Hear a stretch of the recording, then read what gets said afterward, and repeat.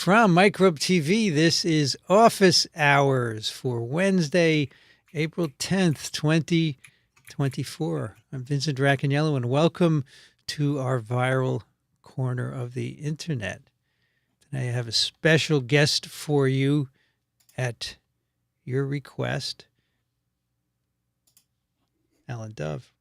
Welcome, Alan. Good to be here. Good to be here from Western Massachusetts. From Western Massachusetts, yes. You skipped a line there. I did. And it's apparently it's overcast now. It just got dark, but it was a beautiful day. It was up in the upper 60s. It's been lovely weather, and now we're supposed to get a bunch of rain, which is a little more seasonable for us. It's 14C and partly cloudy here in Chelsea. The incubator is in Chelsea, New York. I thought it was kind of closer to Midtown. Well, you know, the weather thing says Chelsea. So are we to believe? No, I think Chelsea is being in the teens, and you're in the 30s. Well, the 30th. I think Chelsea begins at 30th or 29th Street, actually. Oh, okay. Anyway, welcome everybody. Let's welcome our moderators. I was going to say marinators for some reason. Well, that's good too. Let those comments stew a little bit. Les, welcome. Andrew from New Zealand. Les is from California. Andrew is from New Zealand. We have Tom Steinberg, who is in the Oregon Coast Range tonight. Vanity Nutrition from Long Island. And I believe that's all for right now. Tell us where you're from. Let us impress Alan with your locales, folks, because it's always cool where everyone is from. We got a lot of time zones so far in there. New Zealand, it's like breakfast time there or something, right? Abdul Aziz is from Saudi Arabia. Cool. Kang is from Chicago. Welcome back. Hello. We met in Chicago. Now, Midge, I know, is in Australia. I've seen Midge enough here to know that. That's cool. Welcome. Wayne is from Urbana, Illinois. Oh, yeah. Raise a glass of champagne. This is one of my favorites, Alan, and you will see why as soon as I click on it. Oh, wonderful. Coxsackie, New York. Isn't that great? Alina, welcome. This is just great. Richard is in Portland, Oregon. Bus driving is so excited. That's great. Okay, great. Hopefully you're not bus driving while watching the stream. Nicola's from Italy, 11C and raining here. Elena says, Alan, I'm happy you're here. Well, I'm happy you're here too, Elena. Elena's from Reno, Nevada. Cool. Patricia is from Massachusetts. There you go, Alan. Okay. Hey. Hat is from L.A. Martha is from Charleston, South Carolina. Cool. Evan is from Allentown, Pennsylvania. Living there in Allentown, yep. Cristela, I know, is from somewhere in Ohio. Okay. Elicio is in Brazil. Cool. That's neat. Yeah. Elizabeth, West Virginia. Jan is in Tucson, Arizona. Doreen is in Hartford. Oh, yeah. Yeah, right down the road. It's noon in New Zealand, so nearly lunch. Oh, okay. Joseph is from Ontario. Kathleen is from the Jersey Shore. Cool. Razor is from Saskatchewan. Calliope, which is a great name, is from Toronto. I'm pretty sure. Isn't that great? Calliope? Yeah. You know, Calliope is not just an instrument. The steam organ at the carousel. Yeah, right? It's also a goddess of what I forgot. Yes, of course, yeah. Which goddess is it? Do you remember? Is she one of the muses? I don't remember. Calliope, Terpsichore, I think maybe. Okay, well, I'm sure she'll correct us, or you'll look it up. Karen is from Northern Maine. Oh, yeah. Famida is from Chapel Hill, North Carolina. Calliope is the muse of epic poetry. Oh, good. We could go on and on about her. Tom is Salt Lake City bratwurst grilling while I listen. Ah, Sounds I can smell it, Tom. yeah. Fire EMS is in Atlanta. John is in Minneapolis. Thank you, John, for your contribution to science communication. Cool. Welcome, Alan Dove, a favorite host of mine on This Week in Oh, Virology, right up there with Amy. thank you, John. All right. Airy Ozone is from Asheville, North Carolina. Vic, Grand Rapids, Michigan. Angry Penguin is from Toronto. The Big Smoke, huh? Big Smoke, yeah. I didn't know That was that. a pretty good assortment here. Jonathan is from St. Paul, Minnesota. Vic is in, I don't know, Granger, Michigan. Is that Granger, you think? GR? Grand Rapids? Grand Rapids, probably. Yeah, yeah. MN is in the DC area. Lucy is from Sechelt, BC. Kevin's from Missoula. And Martha says, yes, one of the muses. Cool. Simon is from San Jose, California. Where else you from, folks? And while you're at it, hit the like button because we want people to find us. And if you hit the like button, supposedly that helps a lot. And we're going to get your questions queued up for Alan. You can ask him almost anything. He knows everything. I'll come up with some kind of an answer for almost anything.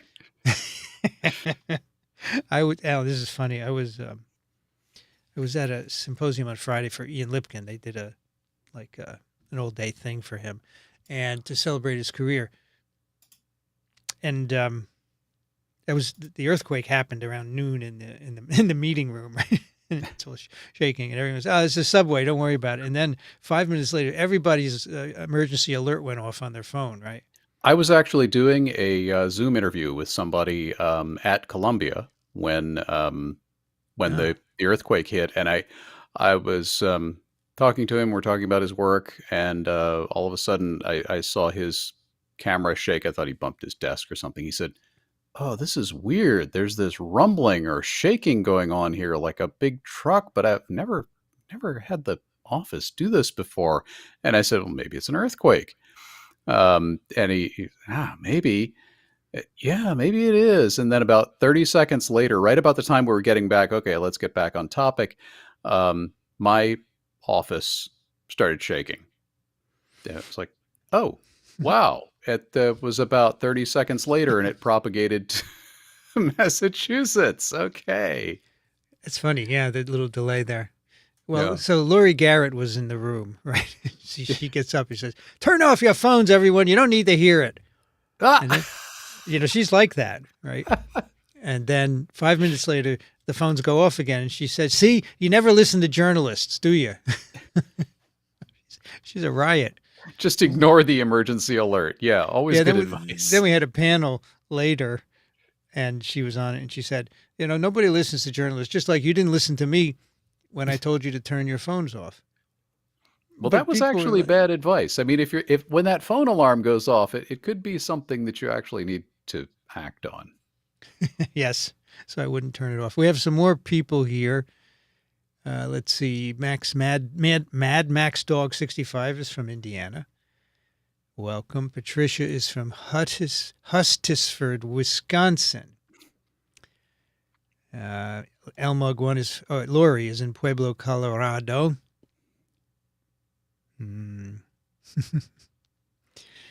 All right. So let's let people have some time to come up. We have questions already, but some more. Alan, tell us your history from the beginning. Like, where are you from originally? Yeah, so I was born and raised in Maryland. My family on both sides is from the deep South, but they had ended up in Maryland for various reasons, and so I grew up around boats. Really, my dad sailed, and we were always a boating family. Really enjoyed that, but realized pretty early on there wasn't much profit in doing that for a living. Didn't want to build boats or be crew on a boat or anything like that. But I was really interested in science, and Dad was a biology teacher, so that kind of fit nicely. Actually, my on Dad's side of the family, it's a family of scientists. My grandfather, Walter E. Dove, was a medical entomologist, one of the first medical entomologists. He worked for Department of Agriculture, um, and actually ran their pesticide program in World War II, developing lousicides, which Hmm. was a very successful program. They actually managed to develop something that was good for that, except that then the USDA kind of went spraying it on everything after the war. And you've probably heard of DDT. So that was some of my grandfather's work. But around after the war, when they decided they were going to spray it on all the crops, he left there and went to work for private industry. And anyway, yeah, so I grew up around science and thought, yeah, that'd be a cool thing to do, and went to college. Majored in biology, was fascinated by it. Really got into. Went to what was then Towson State University. It's now Towson University in Baltimore, or just north of Baltimore. Um, and Found biology in general fascinating, but then I took a microbiology course in my junior year, I think, and I thought, wow, this is amazing. And then the same professor taught a virology course the following semester. I thought, Hmm. oh, this is even cooler. So then I applied to graduate schools and ended up at Columbia in the Department of Microbiology, and rotated through a few different labs there. I worked in actually I got a good sampling. I worked in bacteriology lab, Dave Figursky. I worked in Lorraine Symington's lab on yeast, and I worked in Vincent's lab, was one of my rotations, on viruses. And I said, yeah, viruses are still the coolest out of the batch. I'm going to stick with this. So um, then pursued my PhD there, and that's how I ended up, with that, and knowing Vincent, which has been great. And then as I was finishing up my PhD, I was surrounded by people who were really amazingly good at science and were planning to focus on very specific problems and make discoveries in those areas. Um, and I thought, I am too scattered to do this. I'm interested in more things, and I'm not going to be able to focus on one thing for a postdoc, let alone for a research career. Um, and also I was fine at thinking about science and coming up with experiments, but as I think Vincent will attest, I was not exactly the most talented lab technician. I eventually got some stuff to work, but it was a slog. Um, and I, said, well, maybe I could do something else with this. Um, Another longstanding interest, a couple of other longstanding interests in addition to science, growing up and all the way through college, were public policy and writing. I'd always been into both of those things, and if I had been in the DC area, I probably would have done something in public policy, but I was in New York, so I said, hey, maybe I can do something in media. Um, and while I was working on my thesis in Vincent's lab, he was actually very permissive about this when I said, hey, I want to maybe be a science journalist. And he was very open to that possibility, which I appreciated tremendously. And I got an internship, part-time internship in the nature offices in New York.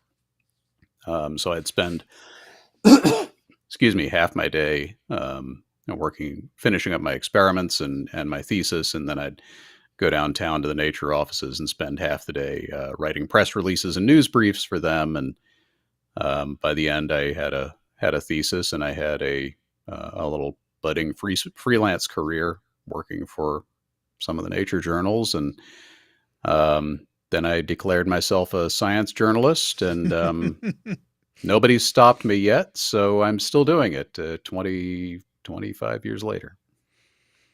So you never took any formal journalistic training, right? No, other than the internship in Yeah. the nature offices, it was all just, learned along the way.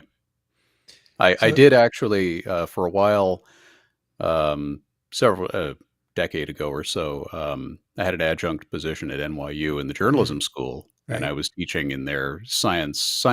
It's now the Science, Health, and Environmental Reporting program, SHRP, um, and I taught a molecular biology, biotechnology section, things to know when reporting on these topics. Hmm. And I think I guest lectured in your course one year. Yes, you did. That was great. So you hung in New York for a while, then you moved, right? Yeah, so along the way, actually, as I was finishing up my work in Vincent's lab, I met an amazing young woman named Laura, who I married before she could get out of it. And she, at that time, she was working as a lab tech at Mount Sinai. And she was applying to medical schools. She got into medical school at Columbia, which was very convenient. So we stuck around in New York as she went to med school, and then we moved to Philadelphia. She got a surgery residency there in the Match. Um, and of course, at that point, as a freelance science journalist, I was portable. So I just, Mm.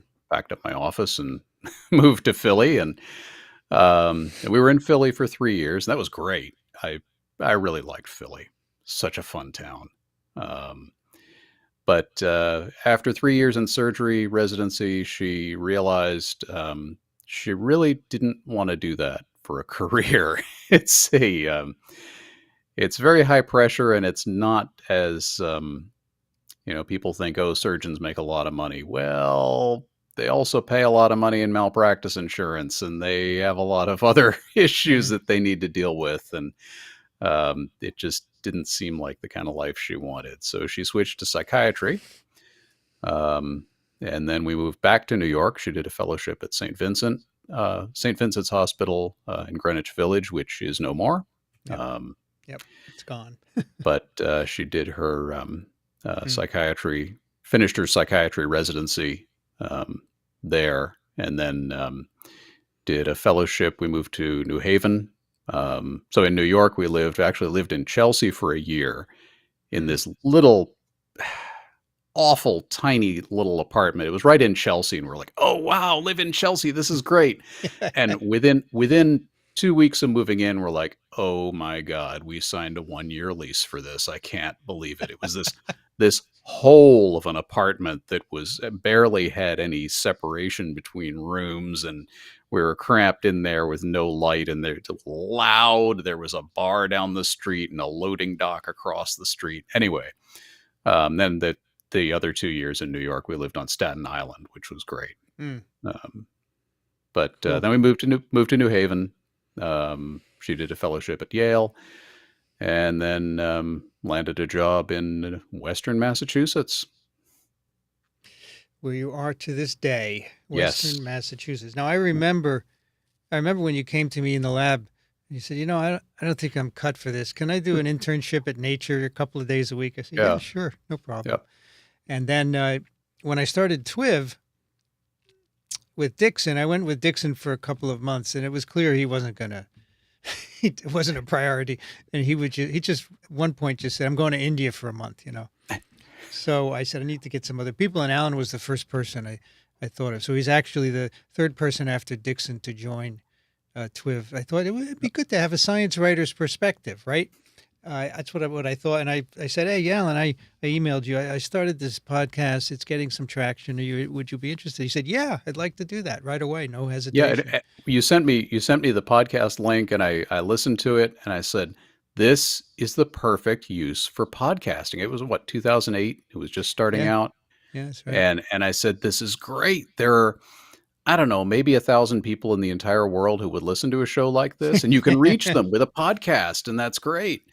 And I figured, the audience would be postdocs and graduate students, and maybe some cool faculty members, and then we started getting letters from people, and yeah, a lot of postdocs and faculty members and such, but just all walks of life, and everybody, the TWiV listeners are well aware of this. It's just such an incredibly diverse audience. It's been amazing. Really And then, of course, rewarding. we grew. We kept growing because of Kept different growing. outbreaks, epidemics, Yeah. pandemics. We grew and grew, and now we're more than 1,000 listeners. We are more than 1,000 listeners. Yes, definitely all over the world. So so Alan was here early. That's great. We have a couple new people here before we get to questions. Let's see. So Jolie Moly is, well, Jolie Moly says he's from the UK. Then later he says he's from somewhere else. So I'm not really sure. Oh, Here's Veronika. Privyet, oh, Veronika. Welcome. Happy to see Alan as a guest. Moscow. There you go. That's very cool. yeah. Maureen is in Northeast Ohio. Oh, total eclipse. Yeah, cool. Oh, we got, so in 2017, we actually traveled to South Carolina and saw the total eclipse in the path of totality. And that, yeah, if you had a chance to do that, amazing experience. This time around, we said, yeah, we did that. We'll just watch from our driveway. And I was pretty impressed with the partial eclipse we got here. It was not as jaw-dropping as the total, but, Yeah. it was, I had a bunch of ways to look at the sun. So we were out in the driveway and looking with some welder's glass, and I had my sextant out and a couple of other things, pinhole projection. Well, yeah, yesterday I went. Was it yesterday? No, Monday was the eclipse, right? It was that yesterday? It was. Seems I like went more to teach. time has It was passed. Monday. It was Monday. It was because I It was went Monday. to teach. I went to my virology course. I went out on 7th Avenue. Was packed with people looking Ah, up with yeah. those glasses. And then I got to campus, and everybody on campus was outside looking up. So I went to put my camera up and take a picture, and this grounds person, he came up. He said, no, you need to wear these. He gave me a pair of glasses so I could look at it and take pictures. It was very cool. Yeah, Sophie's school handed out the eclipse glasses. That's very cool. Rach is from the Isle of Man. Welcome Cool. back. Who else do we have here? See, now Jolie Moly is from the United Arab Emirates. So I don't know Oh, where you're from. lots of But places. did you know that St. Vincent is the patron saint of science education? I didn't know that. I didn't know there was one, but okay. I know that Visto is in Australia.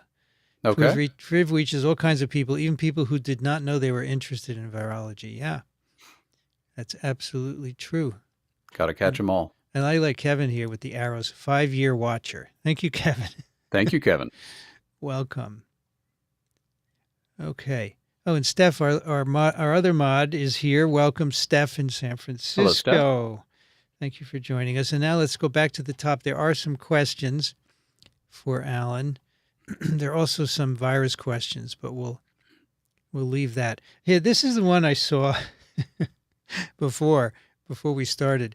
What is your favorite Alan Dove TWiV title? As you know, Alan is responsible for most of the titles, and we couldn't remember. Yeah. We came up with some cool ones, right? Yeah. Which I've now forgotten. Let's see. Right. Burning Down the Mouse. That's a really Burning good Down one. the Mouse was, yeah, I liked that one. You can just go through, and all the good ones are Alan's. Super Caltech prophylaxis and ferrets' runny noses. That one came together very well, I thought. That's good. But when Love in the Time of Ebola, that's LLOV. That was that new Ebola-related virus. Right. That was a good one. That was another good one. You often get your cues from literary and cultural references, right? I have a wide range of references to draw on, yes. So anyway, there are a bunch of them. I know that we have some favorite ones, but I don't know. I can't remember them offhand. They're all kind of muddled in my head. Yeah, it's like, quick, tell a joke. Yeah. Indolent, resistant, and losing our tempers. Tempers. You get it? Yeah. That's a good one.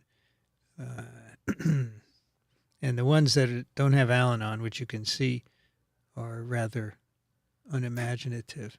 Oh, y'all have come up with a few good ones. Yeah, sometimes. Anyway, go. Tell us if you have a favorite TWiV title, folks. Yeah, that would be a fun thing for you to do. So let's see. What else here?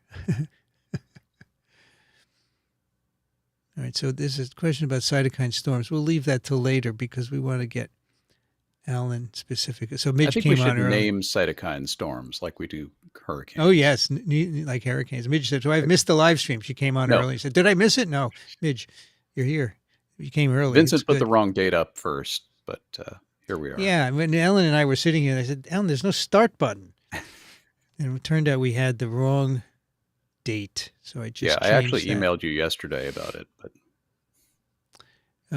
Let's see. Richard has a flying question. What kind of ah, place do you fly? My dad built a Mark Cart Charger open cockpit biplane, and I was able to go up on it. What does it mean? fun. What does it mean? What kind of place do you fly? Does that mean what kind of airplane? Um, I like what kind of places do I fly to? No, So I bet it's plane. I bet it's plane. Right? It's a okay, typo. It's a one yeah. word. So I should mention I have actually quit flying.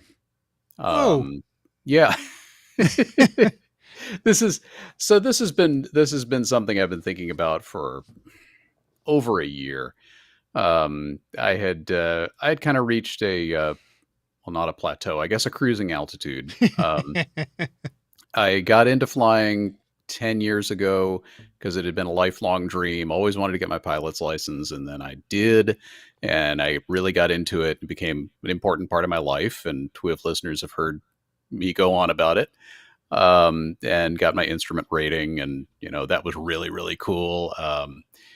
Had a lot of neat experiences, met some very cool people, really enjoyed the heck out of it, and I started to realize, the next step in this is pretty much to do something with it professionally, which in my case, since I'm 20 years too old to start an airline Mhm. or charter career, would pretty much be flight instructor. And I toyed with that and then decided, I don't really want to teach people how to fly. I don't have the patience to do that. Um, Mhm. so it was, yeah, I had come to the conclusion that, yeah, this is a hobby. And as I was thinking about it, and just from, I'm paying more and more attention to the environment and climate change, and thinking about how I was tooling around burning large quantities of leaded gasoline just for fun. And I thought, Mhm. this is a totally optional activity, and it is by far the most environmentally destructive and expensive hobby that I engage in. Maybe I ought to set it aside. And then, as it happened, my medical came up for renewal the end of March, and I said, you know what? No. So I didn't renew it. Um, Mhm. so I don't fly anymore. I don't fly airplanes myself anymore. Um, but yeah, so I flew a few different aircraft, mostly Piper Cherokees, Piper Archer, Piper uh, Warrior, and also the Arrow, the retractable gear, more complex. And then I was in a flying club for a while, flew a Cessna 182. That was very cool, new experience. I flew a Cessna 152 quite a bit at the flight school, which is a really fun, lightweight, you know, Mhm. get it up in any kind of a breeze. It becomes a real challenge aircraft. So, yeah, those were the planes that I flew. And I took some lessons in college. I flew a mhm, Cessna 150. Yeah. yeah, And then I just said, I can't put the time into this that's required. yeah. You know, I mean, there are guys there that got their license and they got their what is it? The non-visual thing. What's next? That was the instrument rating that I did. Instrument Yeah. rating the thing. Oh my gosh! So Which was that was, I think, the coolest part of the whole process was doing the instrument rating. It is really, really intense. oh, that's what you Just said once on TWiV. They put a thing on your head and yeah, so so you you can't see. you for the training you put on a well, I sold my gear, but it's a visor that comes down in front of your face so you can see the instruments in front of you, but you can't see anything outside the plane. Right. And then, as it happened, I did most of my instrument training in the springtime here in New England. So we had perfectly crappy weather the whole time. Like everybody else at the flight school was, I can't fly today, and my instructor and I were, okay, great, let's go up. um, so a lot of the time I didn't even need the hood because we were actually in the clouds in my instrument training. Cool. Very good. Well, So that here's was a neat cool. stuff. I don't know if you can answer this, but Vic says, "What's the happening with Boeing? Please talk at length." I don't Oh know. yeah, yeah. So I do still, I still know what I knew about aviation, and I do still track the news. Um, I can't speak to anything that hasn't already been reported. I don't have any insider information, but you know, uh, aircraft manufacture is almost as heavily regulated as drug and vaccine manufacturing. And if you've had any contact with the FDA and their procedures, you know that everything's got to be done a particular way. And the FAA is the same way. So to build an aircraft, to build a 737, Boeing had to build the whole factory, get the whole factory certified to build that aircraft with this set of procedures. And if you change anything, you've got to go through a whole Hmm. procedure with the FAA so that they can approve your new way of building this. So Boeing, from what I gather in the news reports, had maybe been taking some shortcuts on the production line and not quite Hmm. doing things by the book. And I mean, everybody heard about the door blowing off. That certainly isn't something that's supposed to happen. Um, Hmm. and yeah, be interesting to see how that all shakes out. It seems like it's already cost some management folks their jobs, and Wow. yeah. Hmm. Well, they had a brouhaha with the 737 Max as well, right? Yeah, so that was a combination of factors. The 737 Max is an interesting plane because they kept trying to make they wanted to make the 737 bigger and bigger and bigger. One of the things with this whole approval process, once you're certified to build an aircraft, making modifications to that design is easier than designing a whole new aircraft. Ah. So you take your 737 and you stretch it to a 737 800, and you stretch that to a 737 Max, and you put on bigger engines. And there was so they did that, and the 737 Max, one of the design changes that they had to do was a system that would automatically bring the nose down because the engines were so powerful under the wing, they would push it up. Hmm. So they would push the nose up too high, and this system would balance it back down again. But that system could get out of control under certain circumstances and push the nose down to the ground. Right. Um, and that happened in a couple of planes because of particular parameters, the way they had things set. Hmm.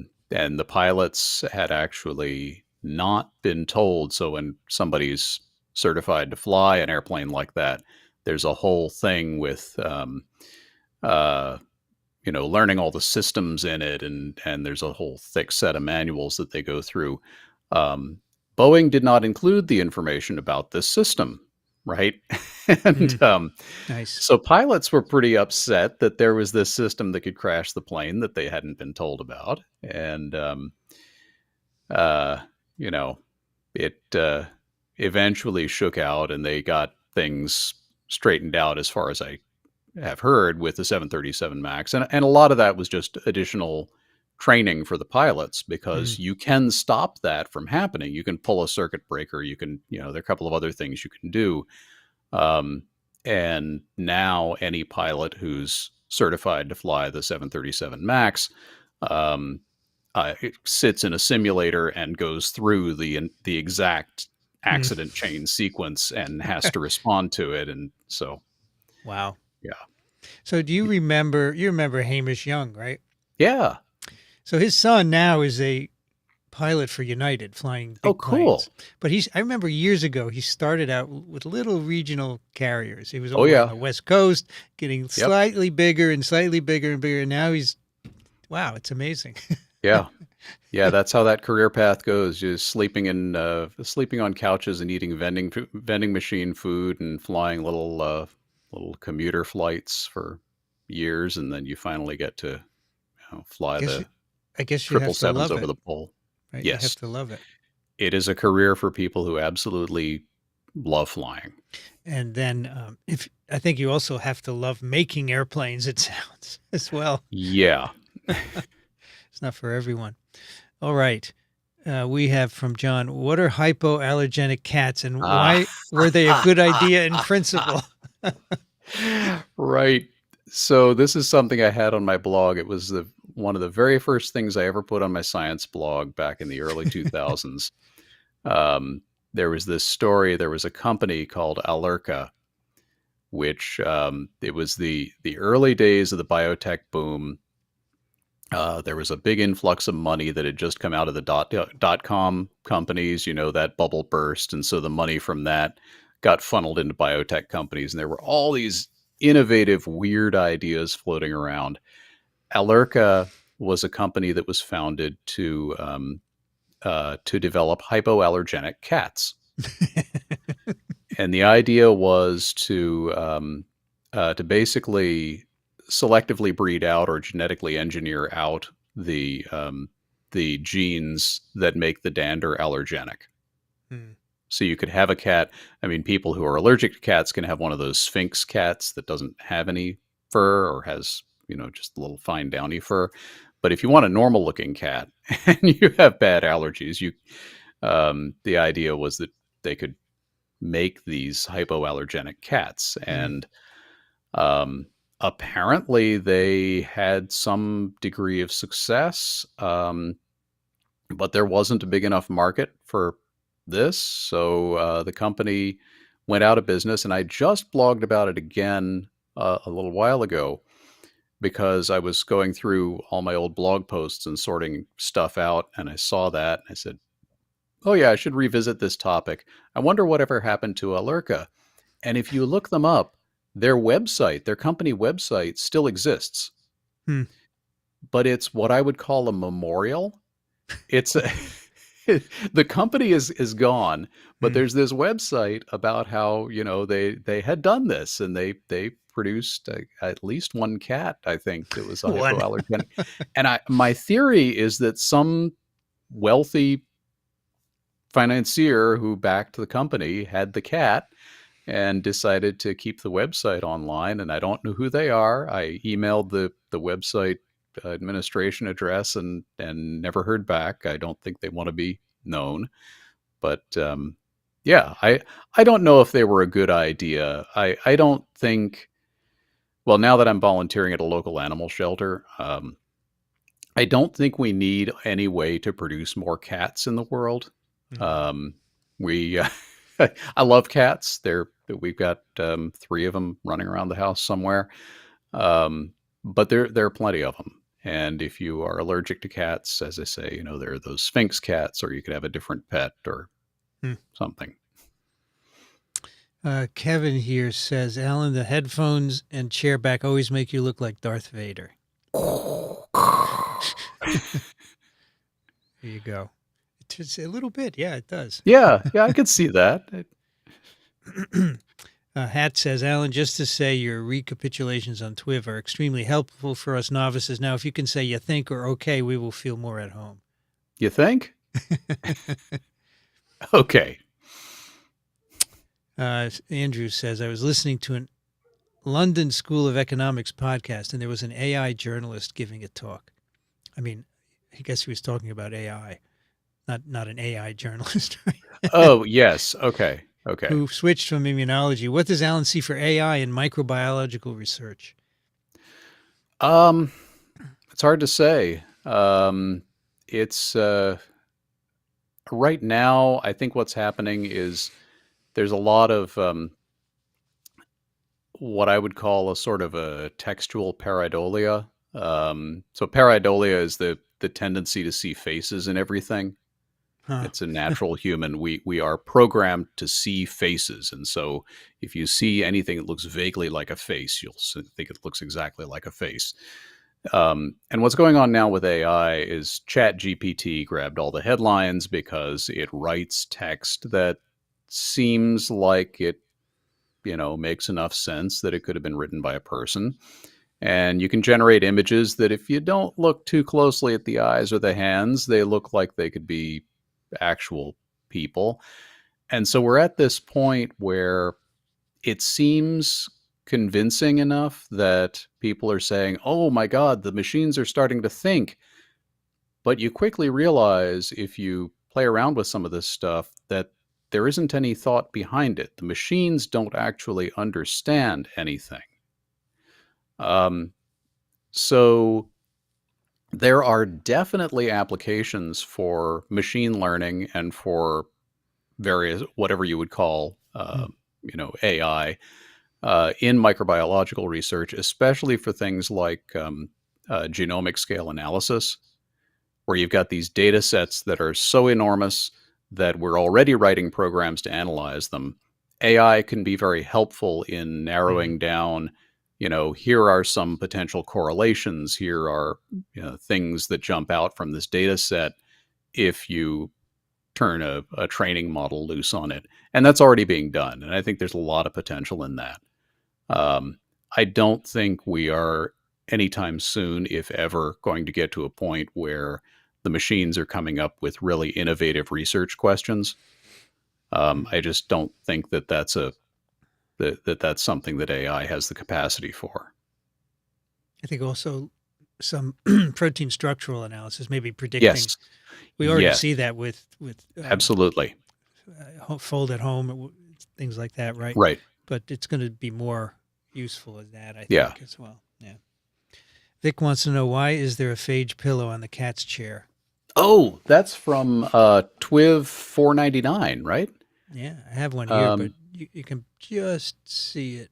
Up there. Right up there. So Jolene's mom, so people who watch TWiV have already met Jolene Ramsey, who's now a regular co-host, right? That's right. That's right. And she did the timestamps for years. Anyway, she organized our TWiV episode 499 in College Station, Texas, and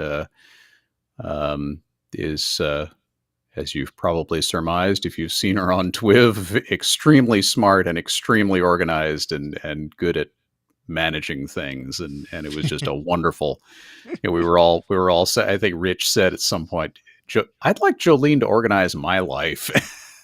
Yeah. Great. Anyway, apparently the apple didn't fall far from the tree. Her mom had made these amazing quilted phage pillows for all of us, and each one is different. And Vincent's behind him, you can see, is different. But we all got phage pillows. Yeah, that was cool. Yeah. Remus says, Alan, where is the cat? Well, right now, I don't know. So I have the door closed. I installed a cat flap in the door because our newest cat, Theo,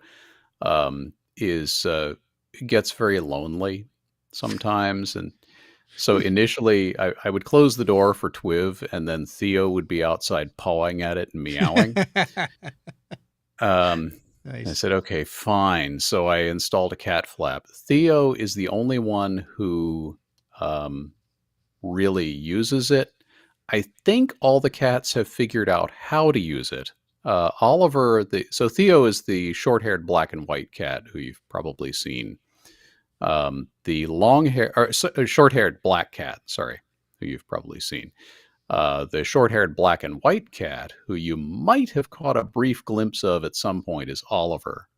He's a very nervous boy, and I think he's a little afraid of the cat flap. And then Suki, Her Majesty Suki, is the fluffy black cat who you may sometimes see her tail go back and forth in front of the screen, and it's this big, puff ball. So she's a big black fluffy cat. She definitely knows how to use it, but I think she thinks it's beneath her. So yes, of course. She's like, I don't want to use that. So yeah, right now I have the door closed, and Theo was in here for a little while, but then he left, so I don't know where they are. All right. So then Vic had said, "Is there just one cat? How can you only have one?" But no, we can't. Well, we had two, and then we started volunteering at the animal shelter, and an occupational hazard of that is now we have 3 cats. Getting more cats, yeah. Yeah. Rob, 3 is enough, though. We've all decided that. 3 is enough. Rob, thank you for your contribution to science Oh, thank you. communication. We appreciate that. John says, why are multiple questions? Why are some Petri dishes completely opaque with splotches and others translucent with splotches? And what is your definition of a turbid plaque? Yes. So my site, the turbid plaque, um, I now my definition is it's a confusing mixture of ongoing projects. So the turbid plaque was my science blog, and alandove.com was where I had my personal blog. I've flipped those now. A turbid plaque, if you do a plaque assay, and TWiV listeners should be aware of plaque assays because we love them on TWiV. What you're doing is you're taking a diluted solution of infectious virus and putting it on a petri dish, and every time an infectious virus lands on a section of the cells, it can start a round of infections and produce a plaque. And that clear spot, completely clear spot, is a typical, textbook plaque. A turbid plaque is what you get when the infection isn't always lysing the cells and in different rounds. And that happens a lot with certain bacteriophages. So they can either blow up the cell, or they can go in and create what's called a lysogen, where the phage either just sits there, it has its own genome separate, or it integrates its genome into the bacterial genome and just waits. And so the bacterium keeps living, and it continues to make a cloudy part on the plate, but its neighbor might have blown up, so that you get these kind of splotchy, turbid plaques. I think what you're getting at with some petri dishes completely opaque and others translucent.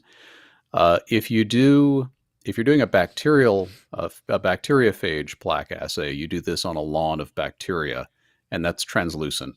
It's typically sort of a light beige color. And the lawn of bacteria is a haze over the petri dish, and then the plaques are clear or turbid on that. If you are doing a plaque assay on animal cells, like in Vincent's lab, when we would do with poliovirus, we would do this on, say, HeLa cells. What you do is those, if you hold up the petri dish, it's almost clear. It's kind of hazy with cells. It's not as opaque. Or not as translucent. So what you do is you put the virus dilution on, and then you fix the cells after a certain amount of time to let the plaques develop, and then you have to stain the cells in order to be able to see them. And we did that with a violet dye. So the purple, the opaque purple dishes that you see in the background in Vincent's lab, those are mammalian cells that have had plaques etched into them by a virus. Elena says it's definitely a personal achievement when one isn't embarrassed to call oneself a writer. Oh my, should I be embarrassed? No, not at all. Okay.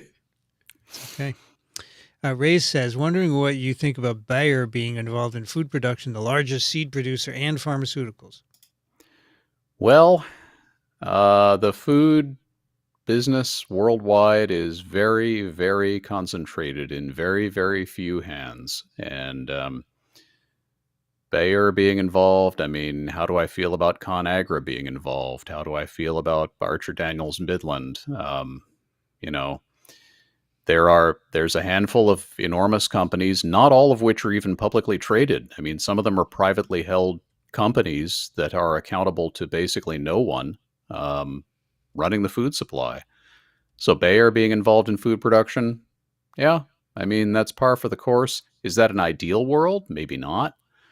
But yeah, they're a seed producer. They make pharmaceuticals. They're heavily integrated into a lot of different systems. And I don't know. I don't have a particular problem with Bayer. I do worry that we are putting too much power in too few hands, but that's a more general phenomenon, not just in the food industry. Nicola asks, what is your view on the future of open access and scientific publishing in general? Gosh, I wish I knew. Um, I I've been watching this thing unfold for years, and it's just really hard to say where it's headed. Um, right now, open access is in kind of an interesting place with preprints, and especially with funding agencies requiring that things be put up open access. Um, the traditional publishers like Elsevier, I mean, they really had it coming. They've been milking that cash cow for quite a while and really exploiting a monopoly. Um, so I can't say that I'm sorry to see the old business model go, but at the same time, I do have concerns about how open access has evolved, and especially with preprints, there's this issue that anybody can put up a preprint about anything. Mm. And as a science journalist, I can look at something that's a preprint and say, I'm not going to cover this. It's a preprint. It's just, it's too preliminary. But other people may choose to cover it. If it's inflammatory enough, it may Mm. get page views. And so I don't want to say that we shouldn't have preprints, and I don't have the ability to stop them anyway. But I am concerned that they are sometimes now being abused, and we saw this during the pandemic. We saw, bad information coming out in the form of preprints, and then it's hard to take that back if it's something that becomes catchy Mm. um, and I don't have answers for any of that. And I've talked to many of the leading people who are driving that, and they don't have answers to it either. Um, so I don't know where it's headed. It was interesting during the pandemic how preprints could often drive headlines, right? Yes, because people were so desperate for information. And scientists say this, this, and this. Well, okay, those scientists found some preliminary results about that, and we really shouldn't even be discussing it at this point because we don't know that it's true. Yeah. And it But gets back to the problem of a lot of the public not understanding how science works. right now, during a pandemic, the rules change, and Yeah. the press wants its clickable articles, right? And so, yeah, they see a controversial preprint, they just do it. Yeah. John wants to know, what is your most memorable guest on TWiV, and what is your favorite episode Oh, topic? gosh. Who knows? Who Hmm. remembers, right? Wow. We've had a couple of memorable guests, right? Were you on for Tonyfouchy? I don't remember. I don't think so. I was not on either of the Tonyfouchy episodes. Those were great. Um, um, let's see. Harold Varmus's episode. Yeah, that was really good. That's one that I've always point people to, if they're curious about what the podcast is about. He was an amazing guest. I don't know that we've not. I mean, we've had so many amazing guests. Mhm. Yeah. No, but the Farmers was great. Yeah. Yeah. Oh, absolutely. Okay, Daisy wants to know, how did you get into Linux and what distro do you use? Ah. Mint here.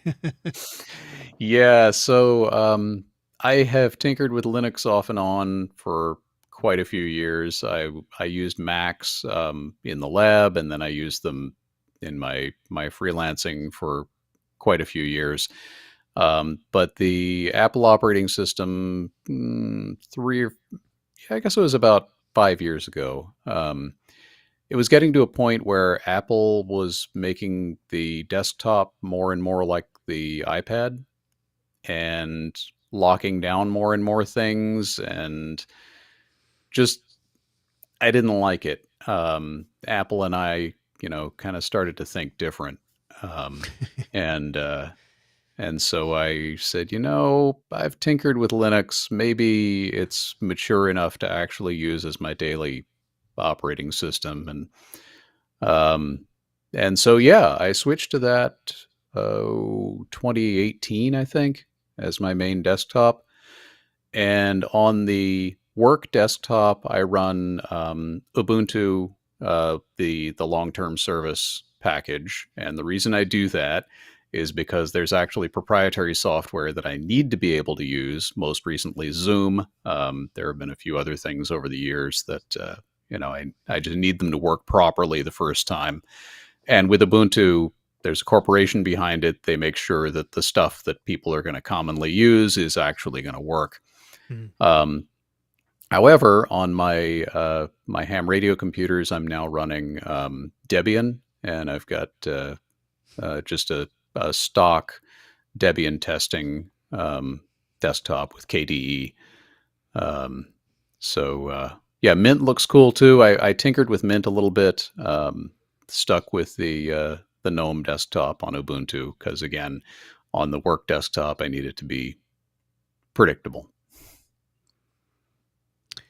Simon wants to know how much harm has been done to the media during this pandemic, and how do we fix it?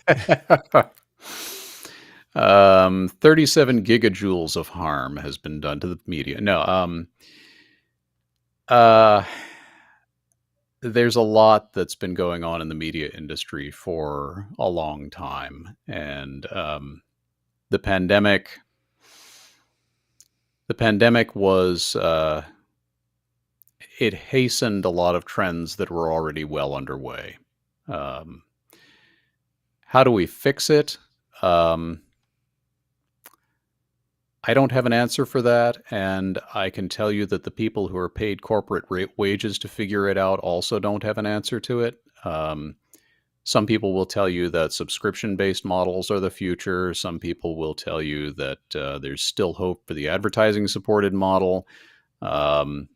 I don't really believe either of those. I mean, if you're the New York Times, you can charge subscriptions and get away with it. If you're some other outlet, then you probably can't. If you're Google, you can make money on advertising. If you're anybody else, you probably can't. So it's nobody knows how the news business is going to progress, and it's simply evolving on its own, and we're all figuring it out as we go. All right, Jolie Moley says, I'm from the UK, but I'm living in the United Arab Emirates. Okay, thank you for clarifying. Thank you. I was a little confused there. And Jan said, there's another St. Vincent, patron saint of winemakers, vinegar makers, brick makers, and sailors. Well, that's quite a collection. mix. Wow.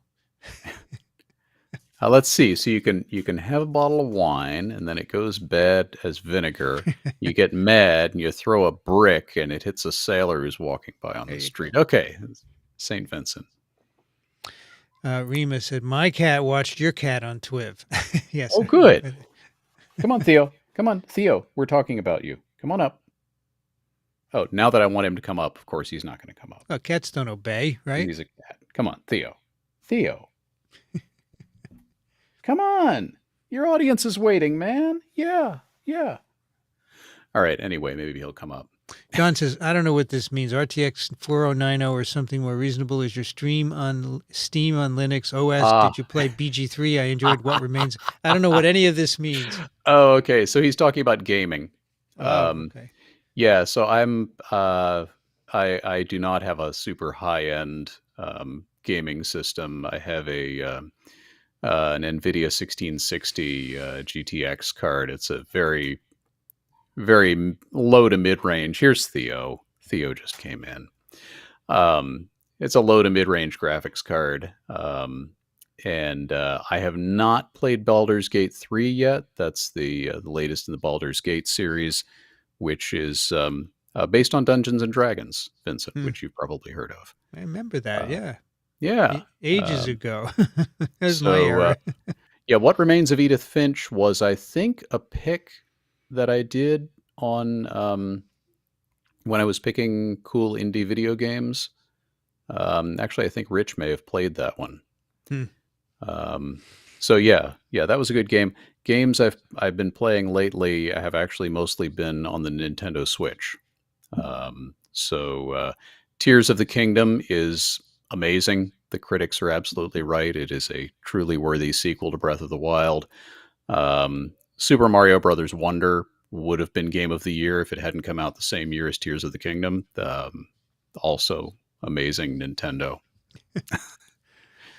Okay. So Rach liked "Off It Is On It." That was a good Ah, title. yes, yes. And Abdulaziz liked "When Macrophages Go to Go to elementary Elementary school. School." Yeah, that was a good one. All right. Ariozone wants to know, Alan, if you had your own podcast, what would it be about? I don't know. There are already so many ham radio podcasts. I probably wouldn't want to make Hmm. another one of those, although that's definitely a major interest. I don't know. It would be like a weird assortment of nerdy hobbies. Um, let's see. That's Ariozone. Okay. Midge says, my 97-year-old granny said, are you listening to your lesson with Vinny? Yes, yes, My you are. lesson with Vinny. That's a good title. That's a good name for a live stream. Maybe Yeah. when we get tired of office hours, your lesson with Vinny. Raphael says, Microbe TV helped me a lot. I found the channel the same day I got my COVID positive test with high CT. Reliable information was key to keep me calm and alert for symptoms. Thank you all. Oh, You're good. welcome. Happy Pleasure. to help. And sorry about the COVID positive test. Hope everything worked out okay. Quasi Species says, it's a very honorable reason to give up your hobby, Alan. Thank you. Yeah. John wants to know, who's better on a boat, you or Daniel? Oh, Daniel. Daniel's better on a boat. He's got much more recent experience. He has really big boats, too. He has big boats, and he's an avid racer. He'll get you where you're going. So he has a big boat, and it's too small for him. It's like 45 feet or something. And so he just went to Denmark to look at a new one. And Nice. they sailed from Copenhagen to Germany and back. He and his son went over to sail. Yeah, he's a serious sailor. Abdulaziz, thank you so much for your support of science communication. Thank you. If you want to support us, there's a button below the chat window for you guys. It's got a $sign. You click it and you can give us money, or you can go to these two links above me, Venmo, Microbe TV, or Microbe TV/contribute. We'd love your support to help. What is it that Nels Eldy says? Build spaces safe for science. Excellent. Doreen says, perhaps Alan accomplished all he needed to flying. Now time to discover a new joy. We viral laymen won't be virologists, but there's still joy in learning from Dr. V and Alan. Excellent. Okay. I have plenty of other hobbies. Don't have to worry about that. I see a question in the stream asking what my call sign is. I'm AB1XW. Okay. Go talk. Kevin says, bring back dirigibles. Ah, they're even less efficient than airplanes. Yeah. Visto says, imagine flying Windows 11 software controlling aircraft. Scary. Is that true? Windows 11 runs on big planes? No. The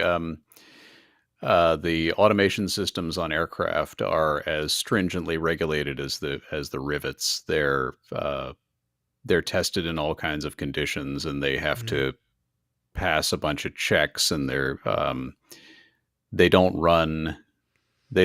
As far as I know, they don't run anything like a conventional operating system. It's mostly microcontrollers, I think, is a lot of it.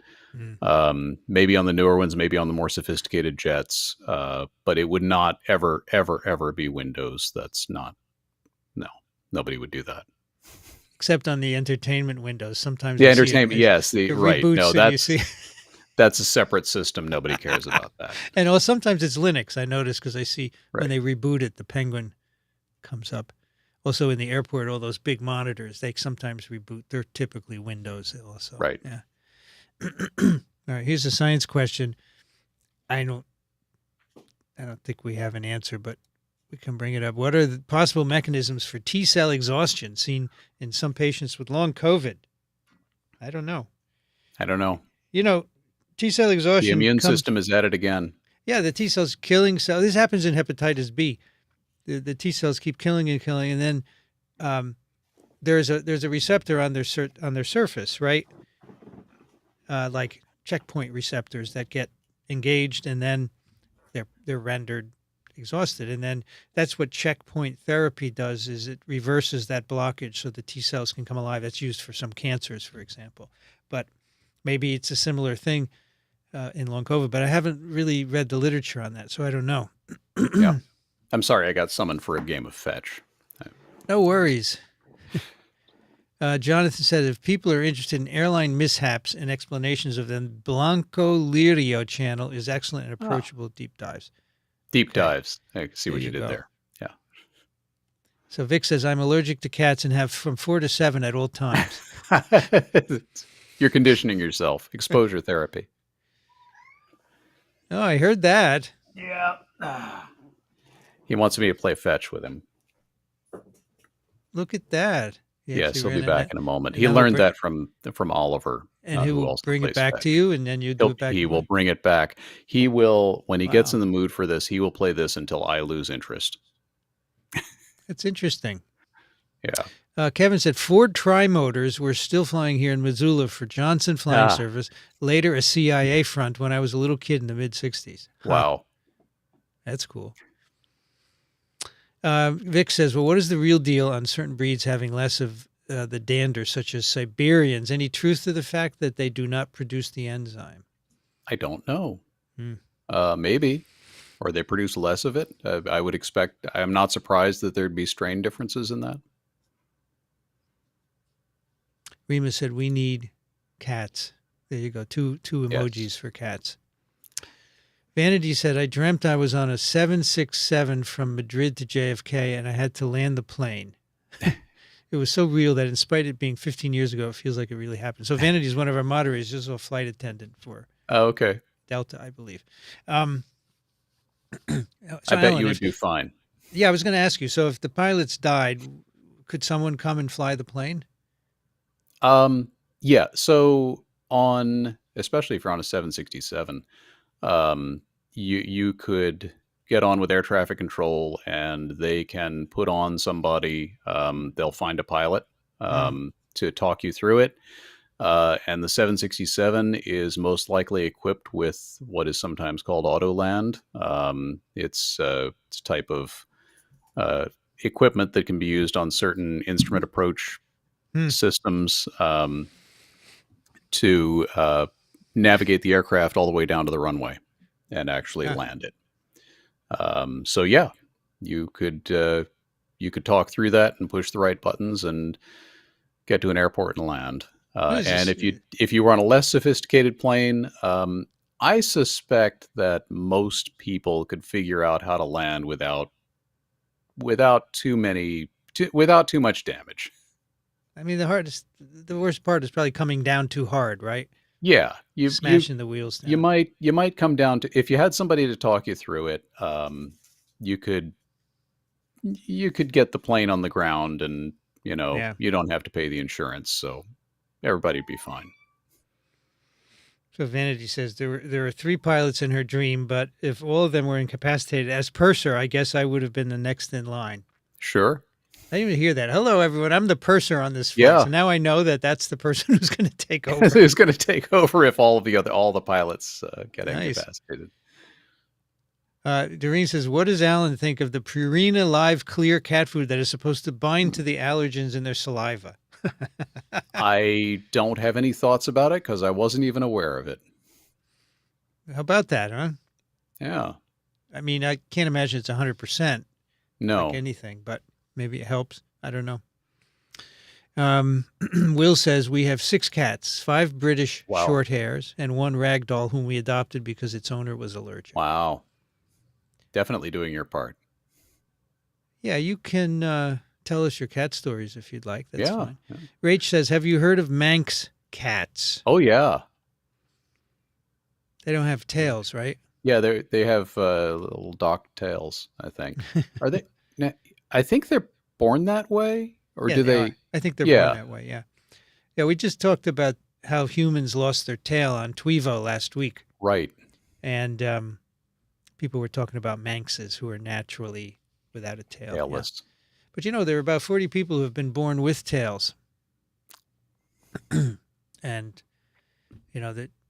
They just take them off because it's easy to do that. And we were wondering whether if you grew up with the tail, if it would drag between your feet and you'd look like a anime character, It would depend on how long it was, I guess. Yeah. There was a character in a book. What was that? Geek Love, I think, was the book. Weird book. Yeah. Hmm. Who had a tail, had a like a pigtail. So Jan says my last orange tabby was named Aw. Oliver. Two listening. I love black cats. They pair well with all furniture and they seem friendly too. Yes. Questella has 7 cats. It's so Wow. much work. That's a lot of I cats. bet. Yeah. And Tom says Suki asleep on the chair under the phage is an iconic image. The Suki Cateriaphage photo. Yes. always makes me smile with her tail. Yeah. Leslie, hello. You are from See. Trinidad or Barbados, one of those islands. Tell us, Leslie, where you're from. I recognize you from last time, and it's a rare place for people to come from. Will says, our 6 cats are very little work. We had a 7th who died recently. He was disabled for 5 years, so I had to attend to him every 2 hours a day and night trouble. He loved his daddy. Okay, Aw. sorry about that. I'm sorry. Siddhartha's here from New York City. Siddhartha was at TWiV 1000, I remember. Oh, welcome. Thank you. And JP is in Texas. And yes, you should have said, hi, y'all from Texas. You have that y'all from New Orleans, I guess, Alan, right? Well, not New Orleans, just from Southern family. Southern family, right. Okay. The Pennsylvania, Maryland line is sometimes, it's the Mason-Dixon line, but it's sometimes called the y'all use line. Okay. Abdur Rahman says, thanks for doing this. With the advent of AI and the amount of publishing we have, will plagiarization have to be redefined? Maybe. There are journals have had to come up with policies on use of AI. Although, as a lot of people have pointed out, a lot of the writing that scientists have to do, especially for things like grant proposals, would probably be better done by AI than by most scientists. So yeah, we have to continuously evaluate this, I think. Tom says the news cycle, if it bleeds, it leads formula drives sensationalism. It does, and people like to blame the news, but I always point out, if you're reading it, you're the audience. So the reason it leads when it bleeds is because when it bleeds, you read it. And if you didn't, then the news would be about something else. So don't go pointing your finger in this direction. It's right. Catering to what people want to see. Midge wants to know where to buy a water bottle like Alan's. Oh, this is it's a conventional water bottle, but I put a sticker on it that we got at TWiV 500 at UT Austin. So you can actually buy, I don't think you can buy this particular sticker, but you can buy TWiV stickers. I think the Microbe TV site has links, and you can cafepress.com/TWiV. You can buy a water bottle with TWiV on it too. It comes ready printed, or you can buy a sticker. Ariozone says, of everyone that you've interviewed, and this I think goes beyond TWiV, it's your whole career, who did you find most challenging, most difficult, most eccentric? Wow. Gosh, what was the guy's name? I interviewed a guy, this was early in my journalism career. There's a guy who ran one of the major portable toilet companies. I think it was Portageon. He had developed ways or systems for isolating pharmaceutical compounds from urine. And this is something he'd just done. He had hired a biochemist because he had gobs of money, and he, had this toilet business. And he had a strictly blue collar background. I mean, he'd made his money hauling toilets, and it ran this very successful business. But he became interested in the problem of pharmaceutical pollution, where people take a drug and then after a certain amount of time, the remainder of the drug, which is often quite a lot of it, passes out in the urine, and it's intact. So he had this biochemist do some experiments, and they discovered that you could have a simple filter that would separate out the drugs from the urine. and you could then potentially repurify these drugs. And he was trying to get pharma companies interested in recycling, um, which of course they had zero interest in because they want to sell more of the drug and they don't want to try and, get the FDA on board with recycling it from urine. He was a hoot. That was fun. So Maurice Hilleman was not difficult, was he? No, Maurice Hill. Oh yeah. So he was not challenging, challenging in the sense of, what do you ask a guy who's done all that? But he wasn't difficult. I guess I would say he was definitely eccentric, but in a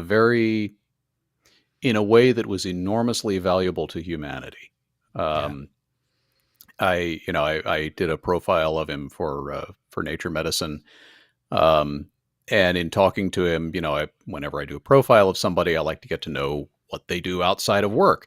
And his answer was basically, I sleep. I working is. Well, come on, dude. Do you have any hobbies? Or no, my hobby is working in the lab. And he was notorious for that. He was well known as a workaholic. He was at work 7 days a week. And he did make time for his family, and he was there for his daughters, and was not an irresponsible husband or father, but he was he didn't have interests other than developing vaccines. That was what he was really, really into and really, really good at. Made names the mumps after his daughter, right? Geraldine. Yeah, the Geraldine strain. That's great. I don't know if she would appreciate that today. Who knows? Oh, she liked it. Yeah, she thought it was pretty cool. JP wants to know, why doesn't this guest wear a bow tie with a virus? Yeah. Don't have one. There was an earlier question about how we fix journalism, and Troy says, fix it with spaces to celebrate truth and sciences. Yes, that's a good answer. That's cool. Thank you, Siddhartha, for your support of science communication, for making spaces to celebrate science. TWiV Microbe TV is a space to celebrate science. Yeah, it is. Office hours is as well. And Les puts a link to Cafe Press for drinkware. There you go. Great. You can get it. And John says 1660 is a fine card. Okay. Laura is from Connecticut, and she's post dogs now and have happy cats. Oh, good. And this is Kevin. Thank you, Kevin, for your support of science communication. Thank you, Kevin. And you gave him your call sign already. AB1XW, K7IWW, good to meet you. And thanks, Microbe TV, for bringing science to the people for free and for being a consistent and trustworthy source for reliable information. That's a great line. I have to take that for our mission statement. Yeah. I really like that. Somebody else had a call sign here. Is this a call sign, this stuff here, Alan? Oh, yeah. 73 from AB9FJ. I'm guessing he might be in the Midwest somewhere. Okay. It's all foreign language to me. So those are our FCC-issued ham radio call signs. Elena says, Alan, I would love if you maybe had a small segment on NEPM, maybe on that new program, The Fabulous 413. I don't know what she's talking about. New England Public Media.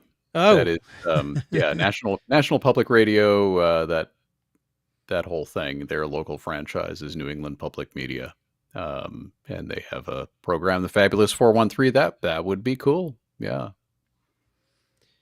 Alan, RE FDA regulation. Being a pharmacist, we receive about 2 to 3 recalls per day.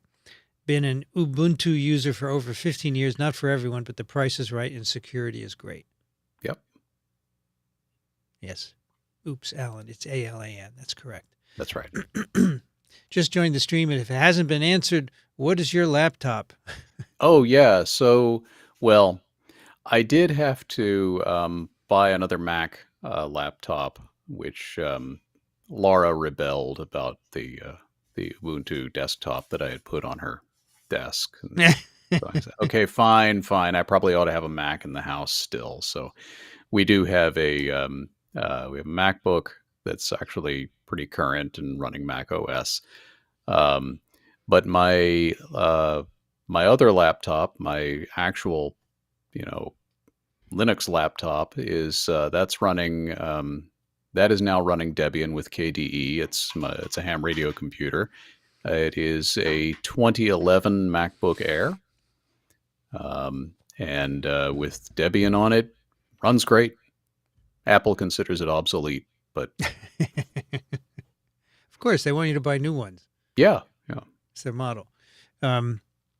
Steph says she enjoyed Laurie Garrett. Yeah, that was a good guest. Yeah. Were you on for Laurie? I don't remember. I was not on for Laurie, but So Laurie at this meeting, at this symposium for Alan, said that it's time for the death of journalism. She says journalism is dying. So what do you think? Is journalism dying, Alan? no, it's not going to die. It's it's changing. The journalism that Laurie Garrett came up through, and that to some extent I came up through, is not really a viable business model anymore, and we're not quite sure what comes next, but something does, and people are going to be presenting the news and talking about the news, and that's what humans do. So I had a journalism student say that Fox News was taking over all journalism and that there was no room for non-Fox News. Is that true? No.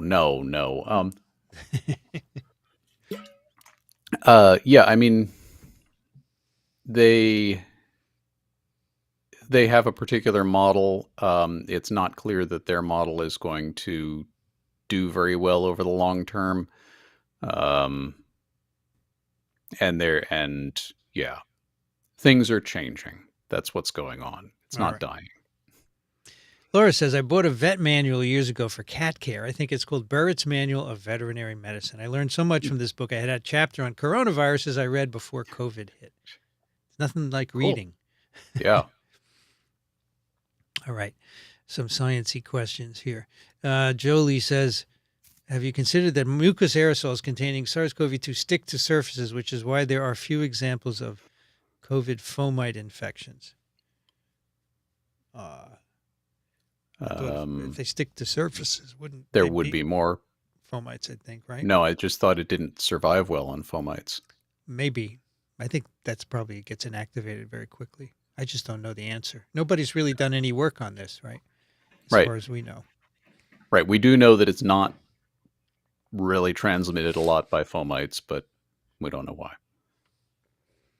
Heather says, I had a kid admitted from our ER who tested positive for flu B on BioFire. I've never seen flu on any patient before. How common is it?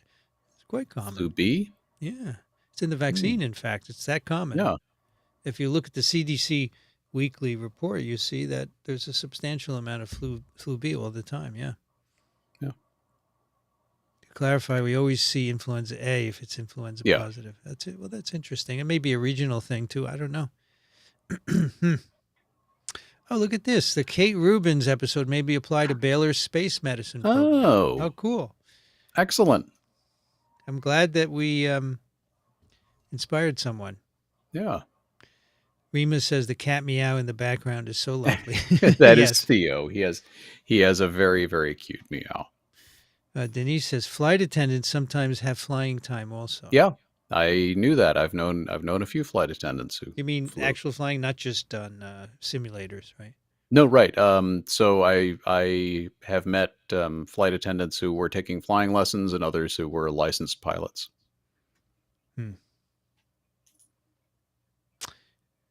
Seriously awkward. Two of my cats, Curly and Clyde, also play fetch. Two-Face will run after the ball, but she won't bring it back. That's good. So Pete apparently has been listening to the stream for 25 minutes, waiting for a charge on his car, a street away from his house. Well, there's devotion, Pete. Thank you very much. Thank you. Appreciate that. And Abdul, thank you again for another contribution to science. Thank you. Communication. And Mr. Doreen says, Purina Live Clear claims average reduction of 47% significantly reduces the major allergen in cat hair and dander. Okay. Jolie says, when I'm a famous scientist, can I come on your podcast and talk about what I'm working on, which is transmission immunity? Part of your immune system points outward to protect people around you.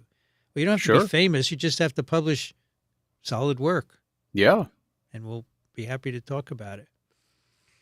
that sounds cool. So Leslie is from Trinidad. Thank you, Leslie. Trinidad. Listening for over 5 years. Thank you for listening, Leslie. Love it. Laura says, one issue I had with a cat was feline infectious peritonitis. Very sad. It seems non-painful for the cat, but not good. I read Desredivir. Desredivir? I think it's remdesivir. You reversed a couple of the letters. It was originally tested and effective on FIP. Any updates on cat and COVID efficacy? No, I think we did a TWiV on that, but the company that makes remdesivir, I think it's Gilead, doesn't want to license it for veterinary use, and people are up in arms about that. I don't know what the story is right now. Visto says, peer review unpaid, publishing costs big dollars, all backwards. Replication and peer review should be a paid occupation. Good luck with that. Yep. I mean, yes, there should be compensation for peer review, but it isn't. Not going to happen. No.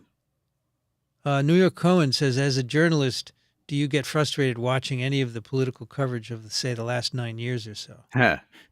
I have watched less and less political coverage over the years, so that should answer the question. I don't find it particularly interesting. Jay Rosen at NYU has commented on this extensively, how the media models for covering elections are broken, and the way politics is covered in this country is just not helpful at all.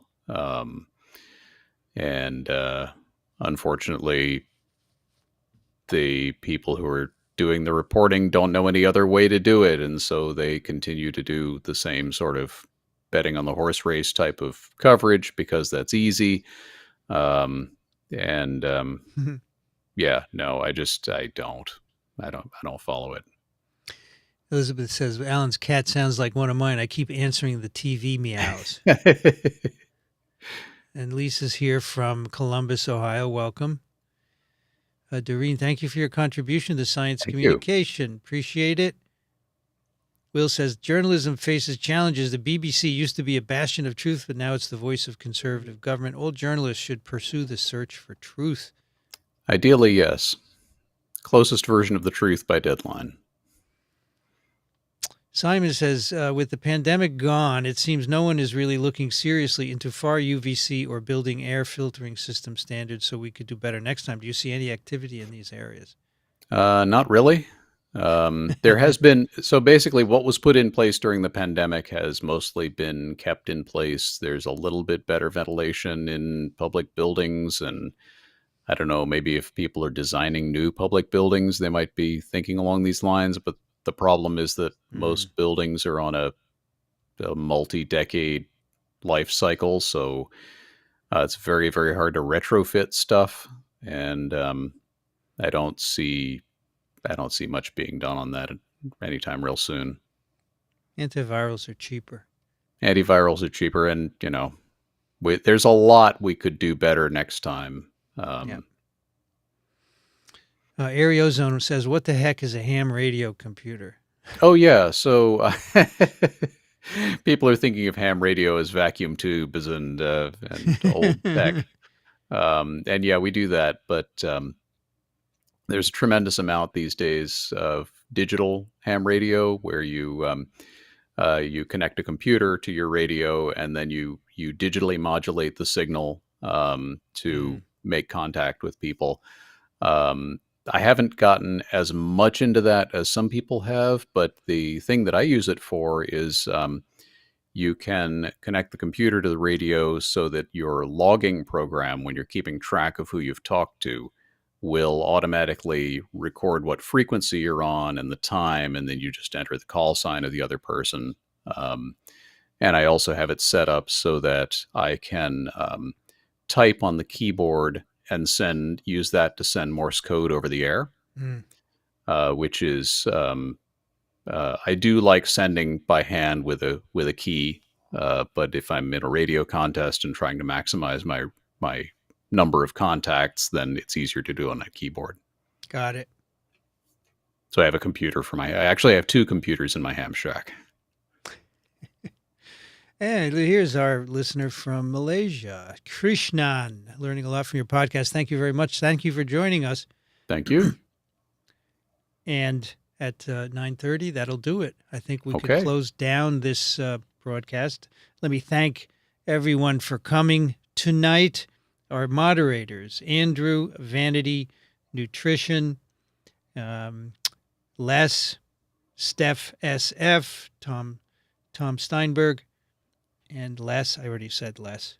I believe that's everybody. Thank you all for moderating again tonight, keeping this a civilized Yes, thank you. place. And thank you all for coming. We'll be back next week. What's the date next week? Next week is, well, let me just Would check. be the 17th? 17th of April, 8 p.m. Eastern. We'll see if we can get someone. If not, you got me. Thank you, Alan Dove, for joining me tonight. I really appreciate it. I hope you enjoyed. Yes, I did. It's always a pleasure. Always a pleasure. Some interesting comments here, but that'll do it for tonight, folks. Thank you all for coming. Until next week, be safe and good night.